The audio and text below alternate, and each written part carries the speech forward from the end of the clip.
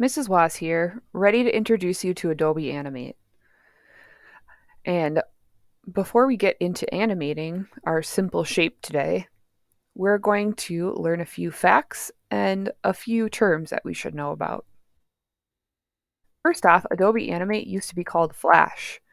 It uses a timeline based animation system, and you'll see that timeline today and use it.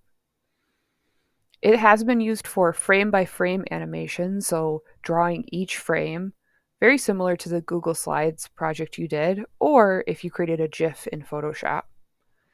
It also has been widely used in web advertisements and animation, along with Flash games, and many more creative things people have come up with. Here are some terms that I think you should know about before we get started. Frames. There are a few different types of frames on the timeline, and here's a little preview of what the timeline looks like on your screen. A frame repeats the content of the last frame. So if we look at this timeline right here, all of these gray boxes are frames. A keyframe indicates that, well, something has changed on your timeline. A movement has happened. And that happens when, or that is shown with a black circle. A blank keyframe or an empty frame that has no content just means that the screen is blank or that item is not showing up in your animation. Some other terms that you'll hear is a frame by frame animation, which is something like you just did for your Google Slides, or another term called tweening, which is a weird word, but it actually is representing betweening. So, with our traditional frame by frame method, we had to draw every single picture of this ball bouncing down and bouncing back up. With tweening, you only have to draw or create two frames, the first frame and the last frame, and then the computer actually, the in between frames, we ask it to animate that ball for us. And there are some really cool options for you to create some physics and affect that ball differently or that object differently with tweening. A lot less work, especially for those of us who are not the best at drawing. All right, let's get into our Adobe Animate. Right, now that we know some facts and terms about Adobe Animate, let's get into it. Go ahead and click on the Start bar and type in Animate, A-N-I, and you should see Adobe Animate 2021. I have an older version, so if you have an older version, let our teacher know. It is a big, powerful program, just like Photoshop, so just give it time to open up. If it asks you to sign in, just sign in with Google. There should be a button there. Another thing to know is that you will also have a box that pops up that has a bunch of tutorials on it. You can press the skip button down on the right-hand corner of that box. This window is our home page. Looks very similar to our Photoshop homepage where our files will sit, which will be down here, but we don't have any files yet, so let's go ahead and create something. Go ahead and create new, left-hand side. And there's a few things that we want to make sure we have. First off, all we need is to be in the character animation tab. And also standard is perfectly fine. We don't need to do HD or full HD. This is just a very basic animation. We do want to make sure that our frame rate is 24 and not anything else. So 24.00 is what you see there. And I'm going to go ahead and click create. This should give me a blank white sheet of paper. And if you look at this workspace, kind of looks pretty similar to Photoshop again. We have our tools on the left-hand side. We have some more options on the right-hand side, and we can decrease and increase those tables. We have a menu bar at the top. We have separate windows with tabs. If I had more windows open, there would be more tabs here. And then the biggest thing that's different on the bottom is a timeline. And we're going to get into what all of these symbols mean. But let's first go ahead and create our character we're going to animate. And you can decide if you want to animate what type of shape you want to animate. I'm just going to do a regular old square. And I have already chosen the color that I want, but you can choose whatever color you would want from this, or if you need more colors, go ahead and get into the circle right here. I like purple, so I'm going to stick with purple. And a regular old draw, just like we've done before. Right now, this is just a regular old drawing. I cannot animate it. I need to actually convert this into a symbol, and we'll talk more about what all that means later, but let's get to animating because that's the fun part. So that's why we're going to keep the drawings really simple today, and we'll definitely be able to create something more elaborate and cool later on. All right, so to convert this to a symbol, we're going to use the selection tool right here at the top. We're going to right click on that square, and we are going to go all the way down here and says convert to symbol. There are a few options here. I'm going to name my square square purple, so I know what color it is. And you don't really need to, just make sure that it says movie clip here. It does help with the animation, and that should be the only thing that you need to make sure of. So click OK. Now you're going to see a couple different symbols that pop up on this square. Let me zoom in here really quick so you can see that. You're going to have this plus button, and then you should have a circle. If you don't see that, then you did not convert your square to a symbol. Now, here is where our timeline is going to come in handy. We have some layers that we'll be able to add, very similar to WeVideo, because I think we've all had experience with that. But here is where those frames come in handy, and we've seen that before. So let me zoom this in a little bit so you can see a little better. So I have a frame here, and it's a keyframe, and I know that by having that circle be a black dot. So I'm going to go ahead and click ahead to about 20 frames, and I am going to go ahead and click insert keyframe. And where I have inserted this keyframe, I want to make sure that it's highlighted blue, and I'm going to move my box here. If you hold the shift key down, you're able to make sure I cannot move my box from that plane. Like, it will stay kind of locked in that plane right there. So it will do a straight line, and I'm going to let it go right there. So right now, my animation is just shifting from the box from here to here, right? And I can also play that by pressing the play button right here. Not very an exciting animation yet, but we'll get there.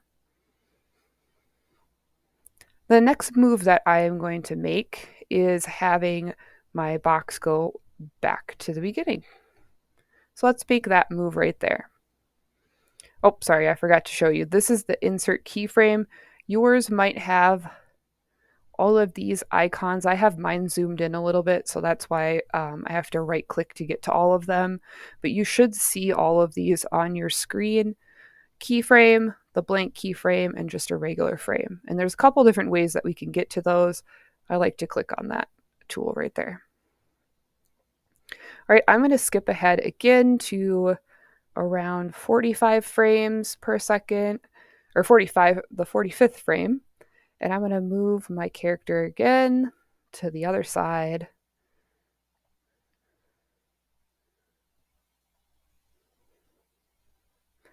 Try that one more time. All right, here's my keyframe. I'm going to go to my 45. I always forget to click my keyframe again. Click my keyframe again, and then go ahead and move my character. All right, so now my character should go from one side to the other, back to the other side. Beautiful. But when I press play, that's not a very exciting animation, and I definitely want to make that better. And that's how this tweening or in between frames are going to work for us. So click anywhere between the first movement. So I'm going to go ahead and click on my 10 frame. And right here, where it says create classic tween. So it's like two little boxes and there's an arrow inside. You can also right click on your square and find it too. But we want to create a classic tween and your box should turn purple now. I'm going to do this again. So I'm going to go right in the middle of this animation and I'm going to say create classic tween. There are multiple options right here. You want the ones with the two boxes that's animated. So let's go back to the beginning and let's see how that changes. Oh, now we're getting somewhere with our animation here. All right. So I like that animation, but I think I can add one more thing to the end of it. And what I would like to have happen is my square to pause at the end of this animation, because then I'll know how to move my character. I know how to set my keyframes, and now I want to know how to pause it. So I'm going to decrease this size here quick. This is just zooming in and out, so it's not changing any time frame. And right here, I am actually going to go to 65 frames and I am just going to insert a regular frame. And I only insert a regular frame because it's just going to hold this keyframe all the way to the end. So you can see it just has a little like rectangle there and not a circle. So if I accidentally go over here and move it, it's not going to change the where the character is on the screen. So I'm going to press play again. And I can see that my character will stay there. Right now it's not looping. So let's go ahead and actually see how it can loop using this icon right here. Right next to my play button, it gives me this little blue slider that I can press play and it will loop automatically for me so I can see what it would look like on on a GIF if I save it as a GIF or if I actually animated it. All right, so I am liking that. But I think that we can add one more thing to make it a little bit better, and that would be to pause that there and click on one of these boxes. And that is going to be adding a classic ease. So we'll see that right here under properties. If I click on just this one of these purple boxes, each of them will need to be affected separately. Doesn't matter where you click on the inside of the box, you just need to click on that purple box. And I'm going to go right next to classic ease. There should be edit ease, which is a little pencil. So this looks really complicated, but you're like, math. But all we're going to do, we can see that this is going to affect frame 1 all the way to frame 20. And that's how far my animation movement, just that first one, is. I'm going to click on the black dot here, and it's going to give me a white circle that I can move. And I'm going to move it down here to start affecting it around 10. So what I am affecting is how fast it goes. So I think of this as when a car starts and it starts off slow and then it gets faster. That's what we're kind of going to do for this animation is it's going to start off slower and then it's going to build faster. And I think at the end of that animation, I don't think I'm going to affect it because I want it to be full. So I'm going to click save and apply. And I'm going to do the same thing for my second ease. So you can see that this is a new one. This is affecting my frame 20 to 45 down here. I'm going to slow it down at the end of my frame. So I'm going to click on the black box on the top. And I can slow it down or speed it up. Maybe we speed it up and see how it goes. And I can always go back and change it if I don't like the way I did it. So I'm going to press play again and let's see what happens. You can see how it speeds up and then slows back down, speeds up and slows back down. So definitely something to play around with and see how that ease can affect your animation. So my next challenge to you is to add another character into this. I'm going to show you how to add one, and then you can always rewind to be able to know how to animate it. So to do that, I'm actually going to go back into my little square, and maybe I'll do a circle this time. I'll do a little different color.